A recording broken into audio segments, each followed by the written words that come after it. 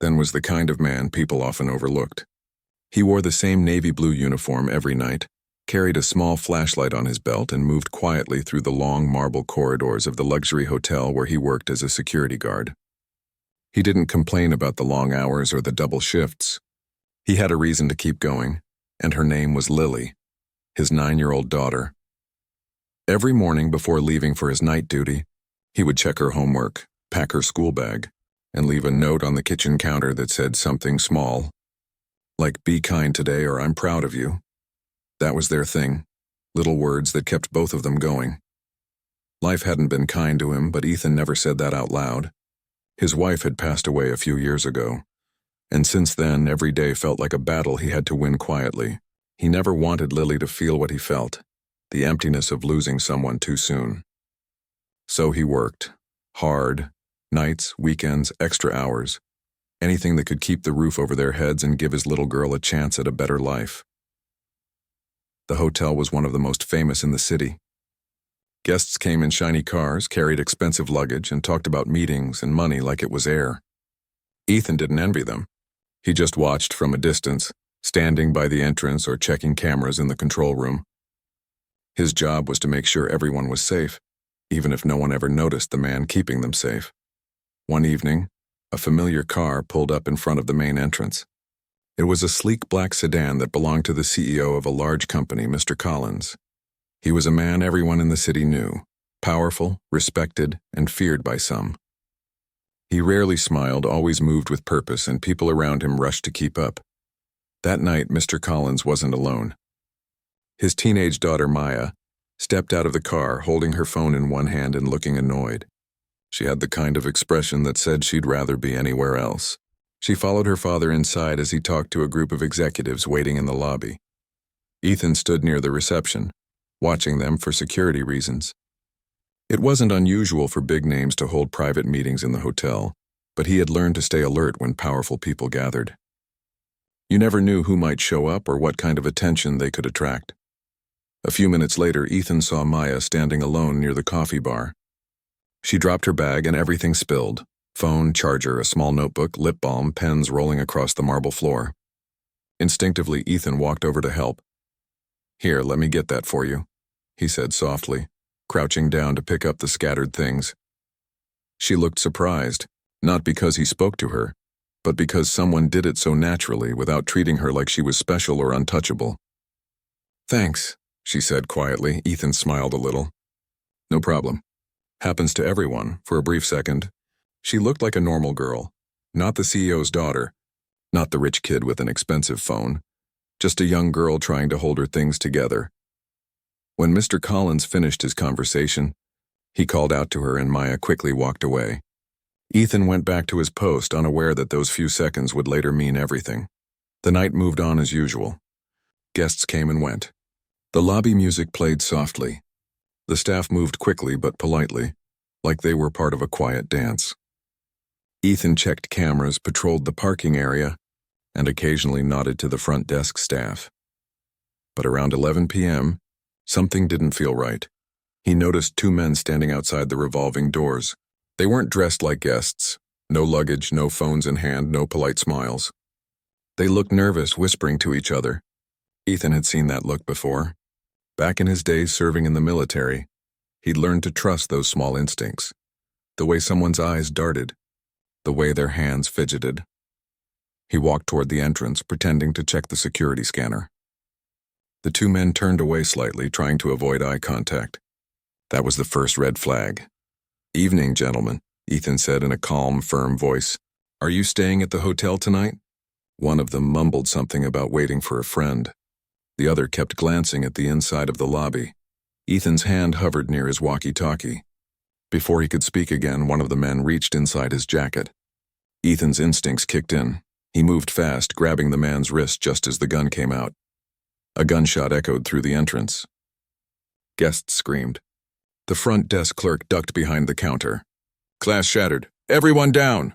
Ethan shouted, pulling the nearest guest behind a pillar. He pressed his earpiece and called for backup from the hotel's security team. But the attackers weren't there randomly. They moved with purpose, straight toward the private dining room where Mr. Collins and his associates were still meeting. Ethan realized it almost instantly. They weren't robbers.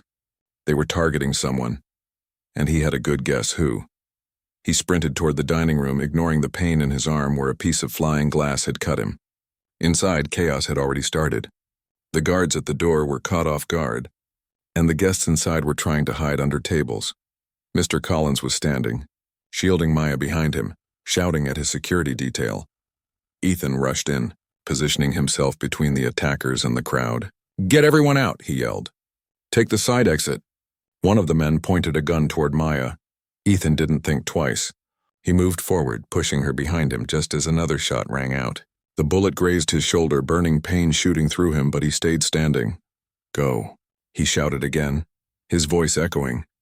Mr. Collins grabbed his daughter's arm and pulled her toward the kitchen exit. But another attacker blocked their path. Ethan turned, blood soaking through his sleeve, and tackled the man to the ground. The gun slid across the floor. Maya froze, unable to move. Her eyes were wide with fear. Ethan saw her from the corner of his eye and yelled, "Run!" She didn't. She just stood there, trembling, until he shouted again, louder this time, and she finally turned and ran. Another gunman appeared near the hallway. Ethan didn't have a weapon. All he had was courage and timing. He grabbed a chair and threw it, knocking the man off balance.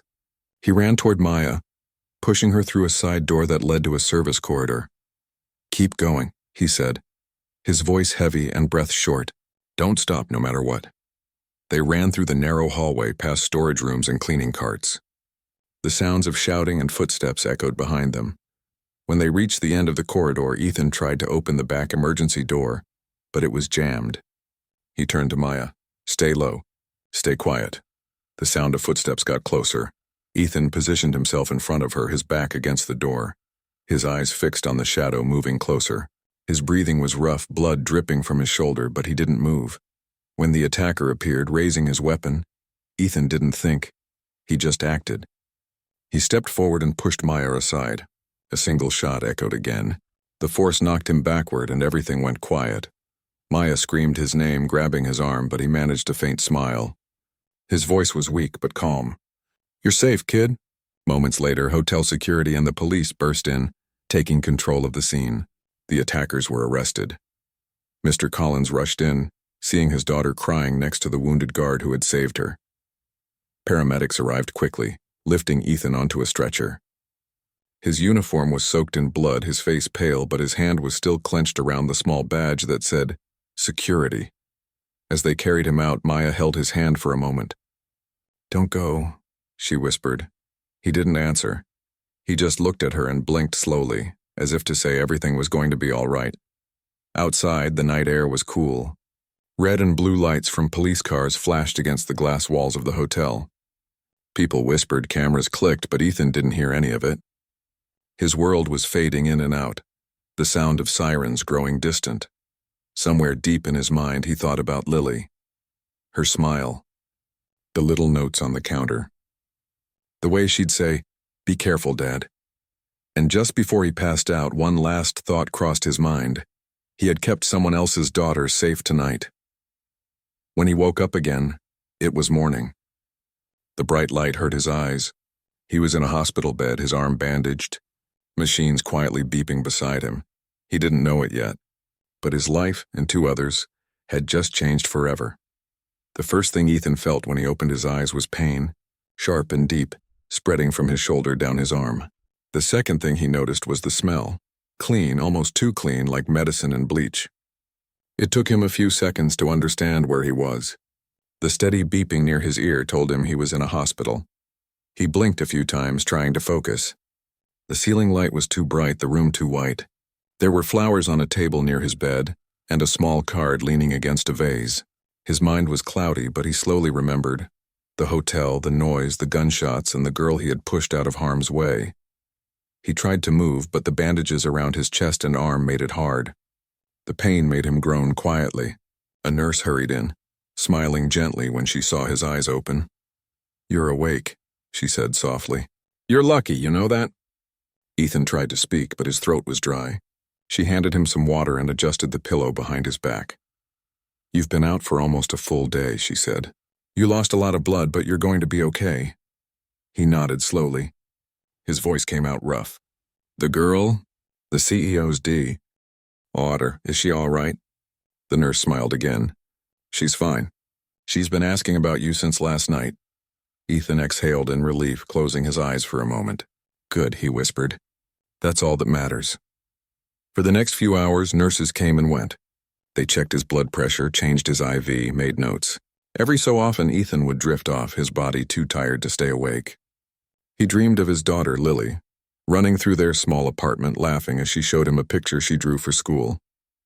That sound, her laugh, pulled him back every time the pain threatened to take over. Later that afternoon, the door opened again. This time it wasn't a nurse. A tall man in a gray suit stepped inside, his face serious, his eyes heavy with worry and guilt. Ethan recognized him instantly. Mr. Collins, he said quietly.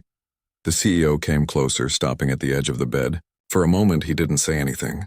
He just stood there looking at the man who had risked everything for his daughter. Then his voice broke the silence, calm but full of emotion. You saved my little girl, he said. There's no way I can ever thank you enough for that. Ethan tried to shake his head, but even that hurt. I just did what anyone would do, he said softly. Mr. Collins frowned. No, not anyone would do what you did. Most people would have run. You didn't, Ethan gave a weak smile. She was scared. I couldn't let anything happen to her. For a second, neither of them spoke. Then the door opened again and a smaller figure peeked in. It was Maya. Her eyes were red from crying, but when she saw Ethan awake, her face lit up. Dad, can I? She started. But Mr. Collins nodded before she finished. Maya ran to the bed, holding a small paper bag in her hands. I brought you something, she said shyly. She pulled out a little stuffed bear wearing a bandage on its arm. He's injured too, she added with a soft laugh. Ethan chuckled quietly. Thank you, kid. I'll keep him company. She placed it carefully on the bed beside him. You scared everyone, she said, her voice shaking a little. They said you almost didn't make it. I've had worse days, he joked gently, though the truth was he hadn't. Maya looked at him for a moment. You took a bullet for me, she said in disbelief, like she still couldn't understand why. Ethan smiled faintly. You're safe now. That's all that matters. Mr. Collins stood silently, watching his daughter talk to this man who was supposed to be just a guard. There was something strange about it.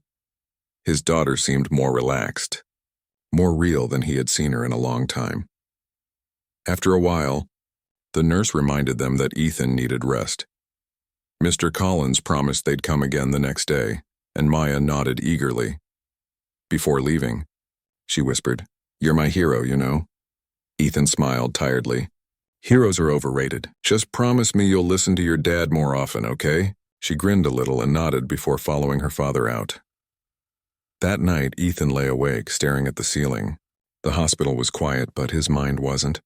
He thought about Lily again. He hadn't told her what happened yet. He didn't want to scare her. He hoped the neighbor who watched her while he worked had explained that he was just at work longer than usual.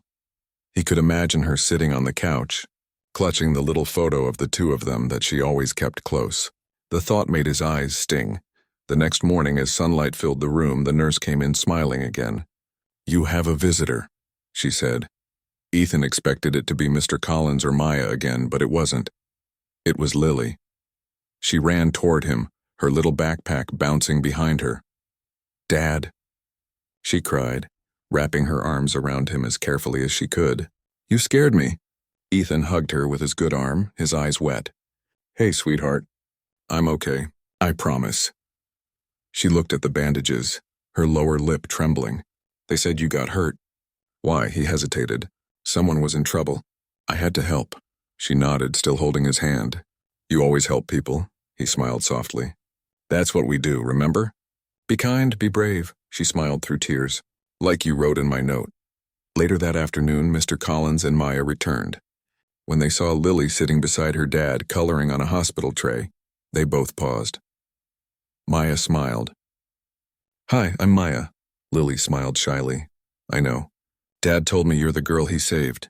Mr. Collins walked closer. She's a brave one too, he said warmly. Looks just like her father. Ethan nodded slightly. She's the reason I fight through everything. The next hour passed quietly. The two girls started talking about school. favorite colors and cartoons, as if nothing bad had ever happened. Their laughter filled the room, soft and innocent. Mr. Collins watched them, his face thoughtful. For years, his daughter had been surrounded by wealth but very little warmth.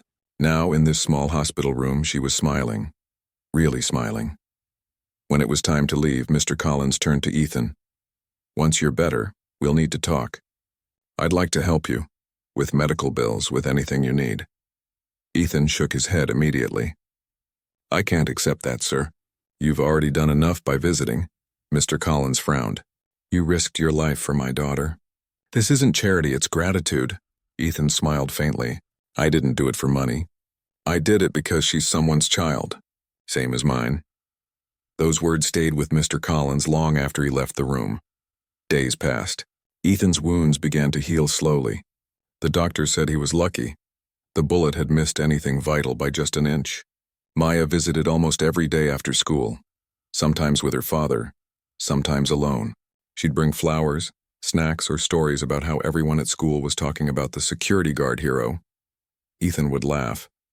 "Tell them I just did my job." One evening, she brought something different, a small drawing she made. It showed 3 people, a man with a bandage, a girl with long hair, and a small child. They were all holding hands.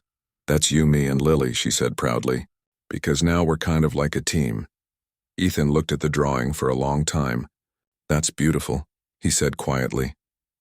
When Mr. Collins arrived later that evening, he noticed the drawing taped to the wall. "She's been spending a lot of time here," he said with a small smile. "She's a good kid," Ethan replied.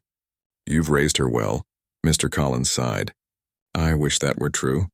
I've been so busy building a company, I forgot how to just talk to her. You risked everything for her, and I couldn't even make time for dinner most nights." Ethan looked at him, his voice calm. "It's never too late. Kids don't care about what you give them. They care that you're there." That night, Mr. Collins drove home in silence.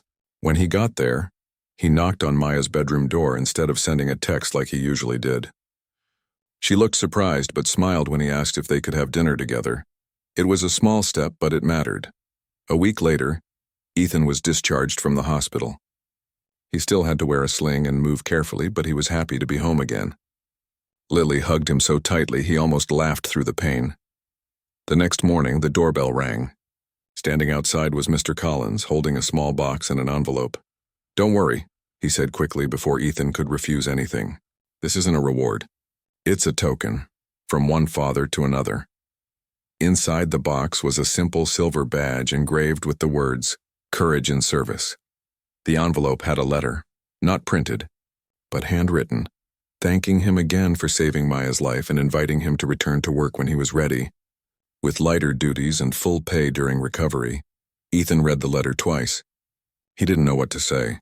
"Thank you," he finally said. "But you don't owe me anything." Mr. Collins smiled gently. "Maybe not. But sometimes the right thing isn't about owing. It's about doing what's right." Behind him, Maya waved at Lily, who waved back from the doorway.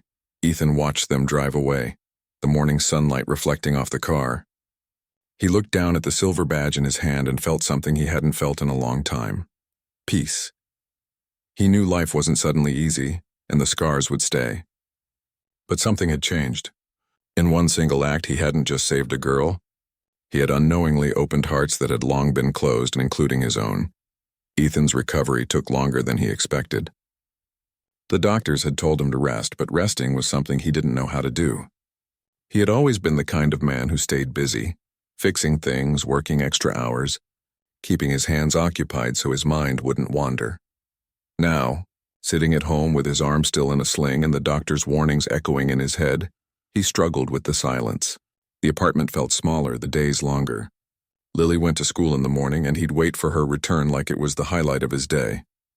Some afternoons, he sat by the window with a cup of tea, watching the neighborhood kids play outside. He wanted to join them, toss a ball, shout encouragement, but even lifting his arm too quickly hurt. A week after returning home, there was a knock at the door. He wasn't expecting anyone. When he opened it, he found Maya standing there holding a small grocery bag and smiling shyly. "I brought something for you and Lily," she said, holding up the bag. "My dad said you shouldn't be cooking too much yet." Ethan smiled, stepping aside. "Come in." You didn't have to, but thank you. Lily came running from her room, her eyes lighting up when she saw Maya. You're here, she said excitedly. Maya nodded. I told you I'd visit, didn't I? The girls sat together on the couch while Ethan unpacked the bag. Soup, sandwiches, fruit, and even a small box of cookies. It was more than a kind gesture. It was thoughtful. Tell your father thank you, Ethan said quietly. He said he'll drop by later this week, Maya replied. He's been really busy, but he told me not to miss your favorite soup. Ethan laughed softly. He remembered that? Maya grinned. He wrote it down. He writes a lot more now. That simple statement made Ethan pause. He didn't know what it meant to her, but it sounded like something had changed in their home too. Over the next few weeks, Maya kept visiting. Sometimes she came with her father, sometimes alone after school.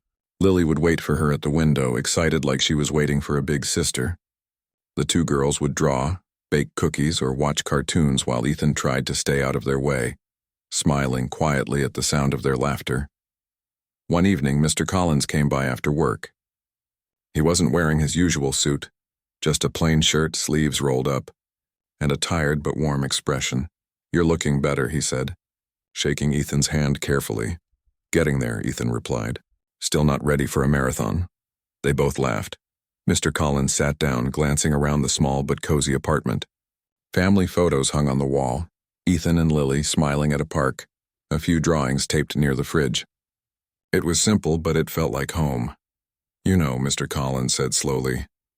Seeing this place, it makes me realize something. What's that? Ethan asked. He looked thoughtful. You don't need a big house to have peace. You just need love in it. I've built buildings, companies, all these things, but my home never felt as alive as this. Ethan smiled faintly.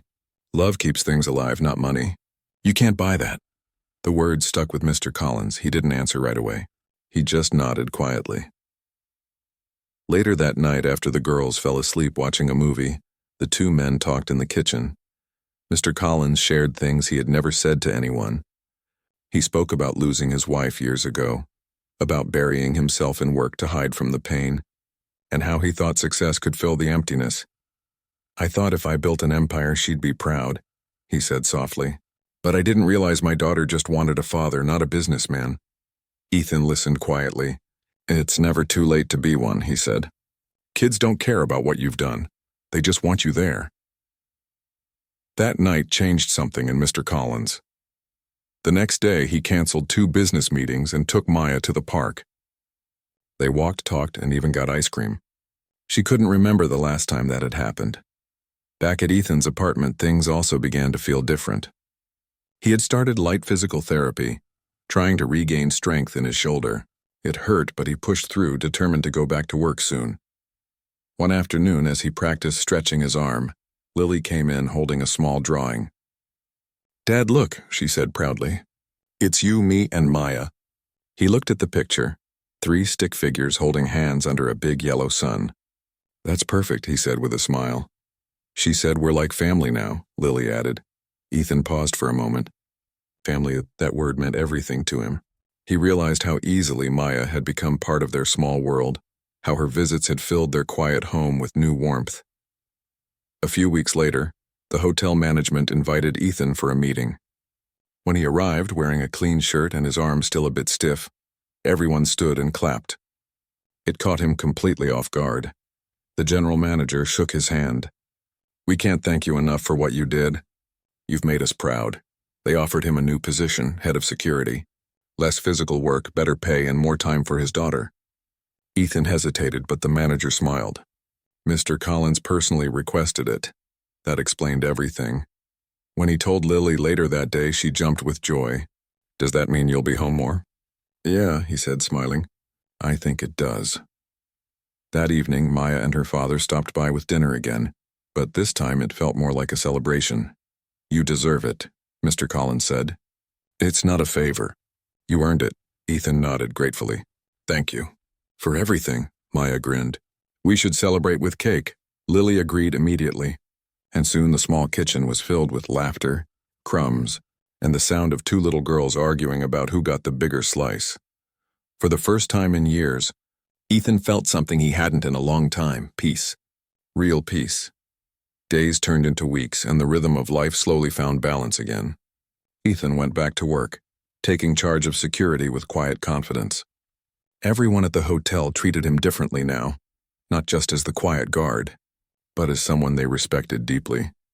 Mr. Collins often stopped by the control room, sometimes under the excuse of checking reports, but mostly just to talk.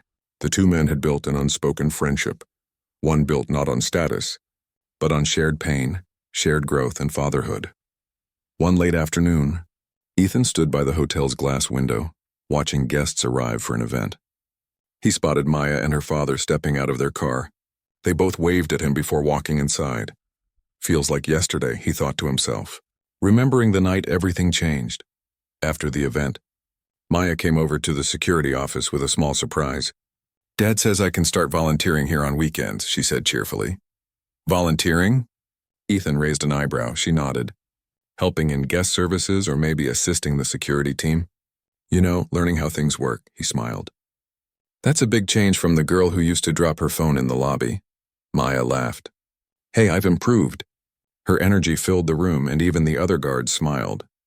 It was clear she admired Ethan, not as a hero anymore, but as a mentor, someone who had shown her that bravery and kindness could exist in quiet people too.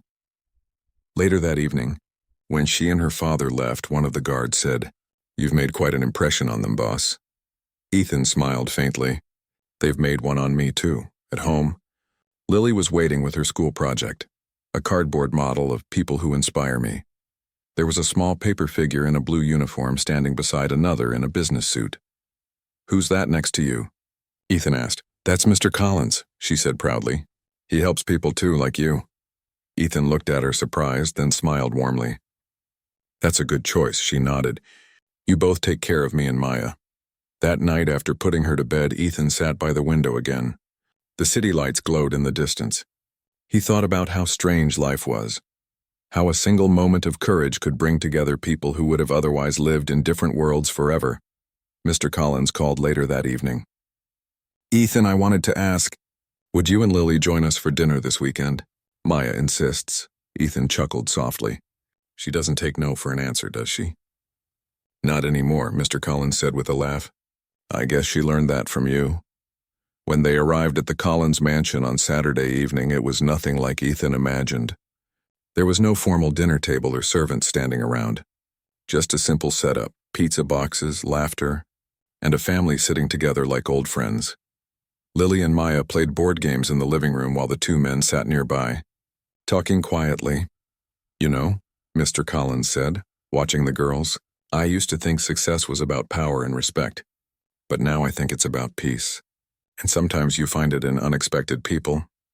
Ethan smiled. "Sometimes it finds you when you're too tired to look." The girls burst into laughter as one of them won the game. Their joy filled the room, bright and innocent. That night, as they were leaving, Maya hugged Ethan tightly. "You're family now," she whispered. He smiled, touched. "You already are." When Ethan and Lily walked home, she held his hand and looked up at the stars. "Dad, are you happy?" she asked. He looked at her for a long moment and then nodded. "Yeah, sweetheart. I think I finally am." The cool night breeze brushed past them. Somewhere in the distance, the lights from the Collins mansion shone faintly. Two worlds connected not by money or status, but by something much stronger: gratitude, courage, and love. Ethan knew life would never be the same again, and for once, that was a good thing. His return to work was harder than he expected. Physically, he was healing, but the memories of that night lingered. Every time he walked through the hotel lobby, he remembered the sound of gunshots, the chaos, and the fear in Maya's eyes. Even with his new position and lighter duties, he couldn't shake the tension that settled in his chest. The first few days back, he tried to stay busy, checking cameras, monitoring entry points, coordinating with his team. The work itself wasn't hard, but the responsibility weighed on him differently now. He wasn't just protecting guests, he had saved a life. And that memory, vivid and haunting, made him hyper-aware of every detail, every movement, every face that passed through the lobby. He still had Lily at home. Her school schedule and their quiet apartment gave him pockets of peace, but sometimes it was hard to balance everything. There were moments when he wished he could just sleep, shut his eyes and forget the fear and pain that had followed him from that night.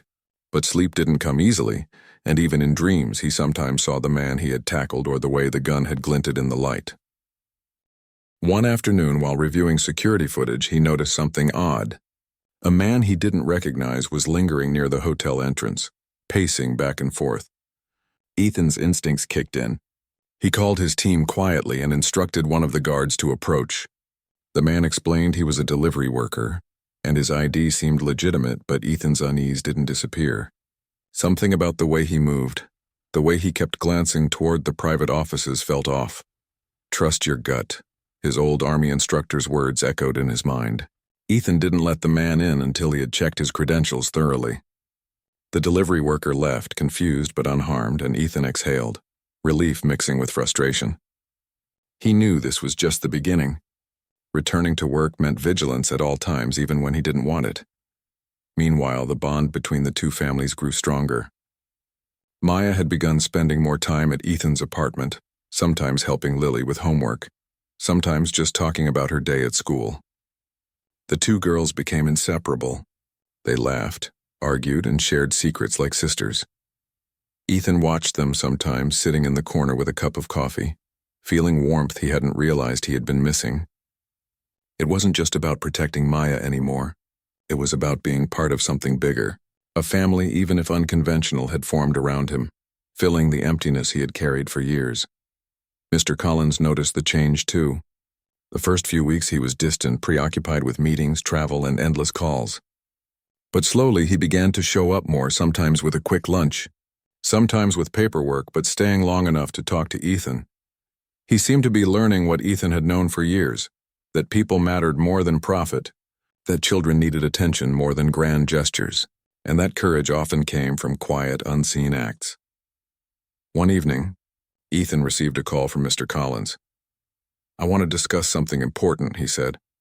When Ethan arrived at the hotel, he found Maya waiting with her father in a small conference room. Mr. Collins looked serious but not harsh. "Ethan, I've been thinking a lot about what happened," he began. "I want to make sure you're not just recovering physically, but also that you're not carrying this alone." Ethan shook his head. "I'm fine. I've had tougher days." Mr. Collins leaned forward. "Maybe. But I've realized that heroism doesn't end when the danger is over. Sometimes it carries a weight, and you've earned the right to support, not just gratitude." Ethan nodded slowly, understanding. Mr. Collins's offer wasn't just about money or position. It was about recognition, yes, but also about respect and care, something Ethan hadn't expected from someone so powerful. As the days passed, Ethan began to see subtle changes in his workplace. Staff treated him with newfound respect, not out of fear but admiration. Guests would smile at him, sometimes thanking him for his service, though he brushed it off each time. He preferred to stay in the background, letting the team operate smoothly. But the quiet pride in his heart grew with each interaction.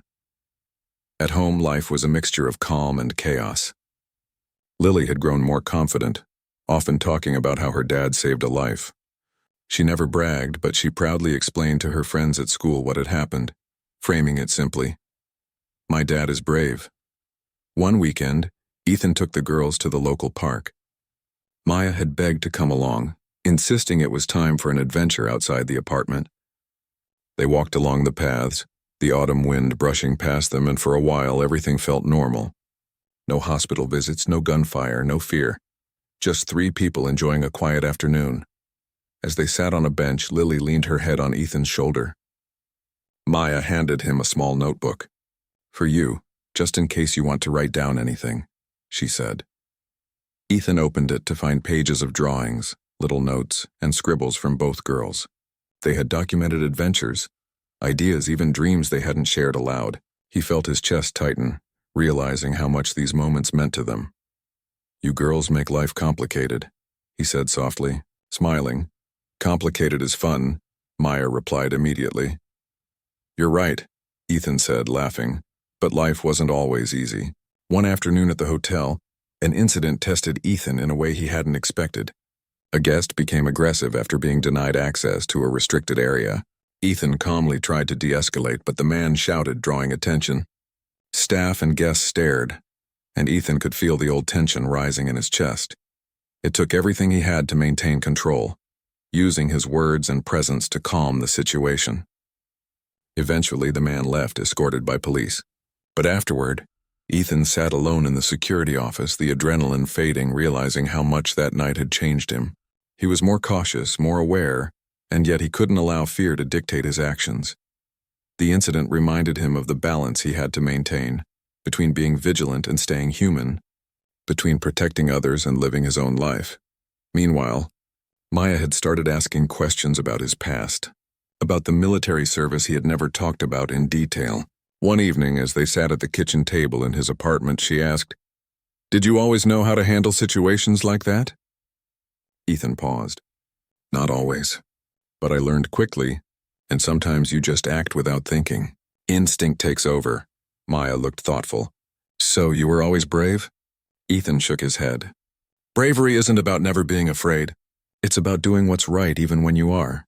She nodded slowly, absorbing the words. "I think I understand." At the hotel, Ethan also began mentoring some of the younger security staff. He shared not only procedures but also lessons about composure, responsibility, and courage. He was patient, guiding them without lecturing, and the staff responded with respect. He realized that his influence extended beyond his own actions. It shaped the people around him. Back at home, the girls continued their bond. They painted, played games, and shared stories about school. Maya confided in Lily about her feelings of loneliness despite her father's wealth and attention. Lily, in her own simple way, reminded her that love wasn't measured in gifts or status, but in care and attention. Maya began to understand that through her friendship with Ethan and Lily, she could experience the kind of family warmth she hadn't known before. One evening, Mr. Collins invited Ethan to dinner at their house. It wasn't a formal event, just a simple meal with the family. As they ate, he noticed the way his daughter and Lily interacted, teasing, laughing, sharing food, and felt a quiet sense of gratitude. "You've brought something precious into our lives," Mr. Collins said to Ethan later. When the girls had gone to their rooms, Ethan shrugged. "We've all learned from each other," he said simply. Mr. Collins nodded. "I've realized I can't control everything. I can't always protect my daughter from danger, but I can be here. I can listen, I can guide, and I can learn from people like you." Ethan felt a warmth he hadn't felt in years. It wasn't admiration or fear, but respect. Mutual, quiet, and honest. That night on the drive home, Lily asked, "Dad, do you think we'll always be friends with Maya and her dad?" Ethan looked at the dark road ahead, the city lights flickering in the distance. "I think so, sweetheart. People like us don't forget each other easily." And in that simple answer, both father and daughter felt hope. Hope that life, no matter how hard or complicated, could bring unexpected connections and healing. Over the following months, Ethan continued to balance his new responsibilities at work, his recovery, and his home life. He learned that courage wasn't a single act but a series of choices. Choices to stand firm, to protect, to guide, and to care.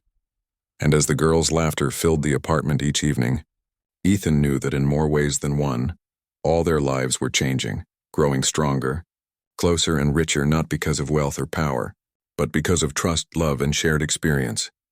By the end of the year, Ethan had fully returned to his role, now confident, respected, and supported by both his team and the families he had come to care for deeply. He understood that the events of that night weren't just about danger or heroism. They were about connection, courage, and the quiet ways people can change each other's lives forever. Life had given him challenges, but it had also given him something priceless.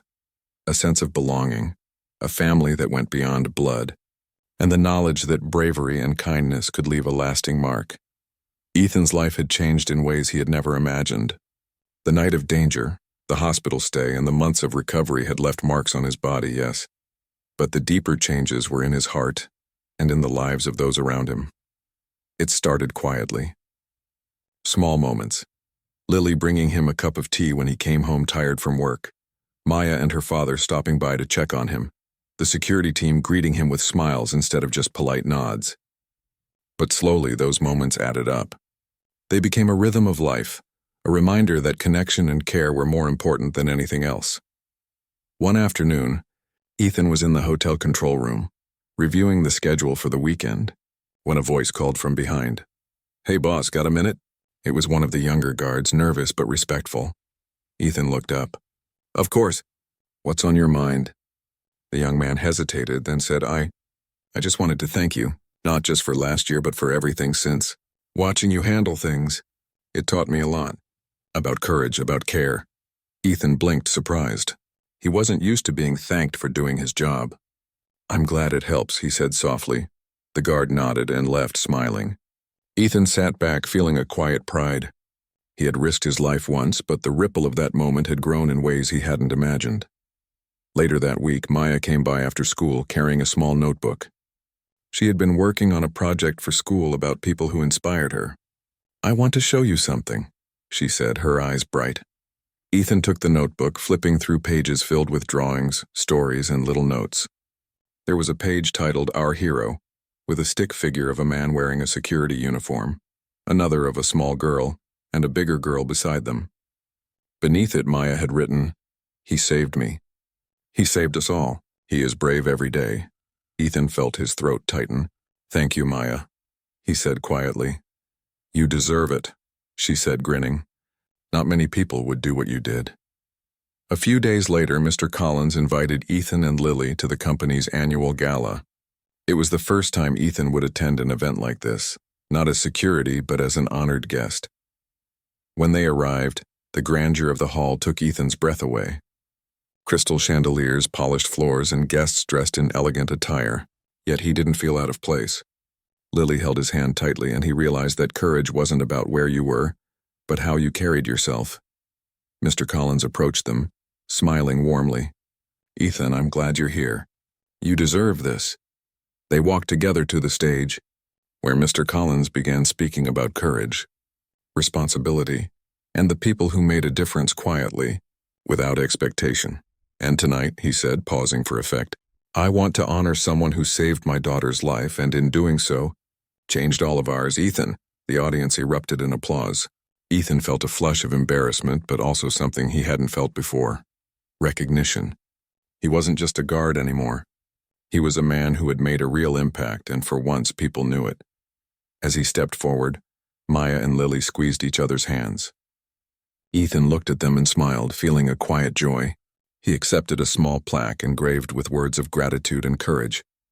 But he knew that the real reward was the bond that had grown between their families. After the gala, the families gathered at a quiet corner of the hotel. Lily whispered to Maya, "We're really a family now, aren't we?" Maya nodded. "Yeah, a different kind, but still a family." Ethan knelt to their level. Family isn't always about blood. It's about care, loyalty, and being there when it matters. The girls smiled, understanding the truth in his words more than words themselves could convey. Over the next months, Ethan noticed subtle changes in his own life. Work felt more manageable, not because it was easier, but because he no longer carried the burden of fear alone. He had people he trusted, connections that made life feel richer. Lily's laughter became a daily reminder of why he had risked everything. Maya and her father became regular visitors. They celebrated birthdays together, shared meals, and went on small trips. Mr. Collins learned to slow down, to listen, to appreciate the simple moments. He even started leaving his phone behind sometimes, focusing on his daughter and the people around him. One winter evening, the two families went ice skating at a nearby rink. Lily clung to Ethan's hand as she tried to balance, while Maya helped her from the other side. Ethan watched them, heart full. The ice wasn't smooth, and there were moments of stumbling and falling. But they laughed, helped each other up, and kept going. "Just like life," Ethan said softly to Mr. Collins, who was standing nearby. Mr. Collins nodded, watching his dad.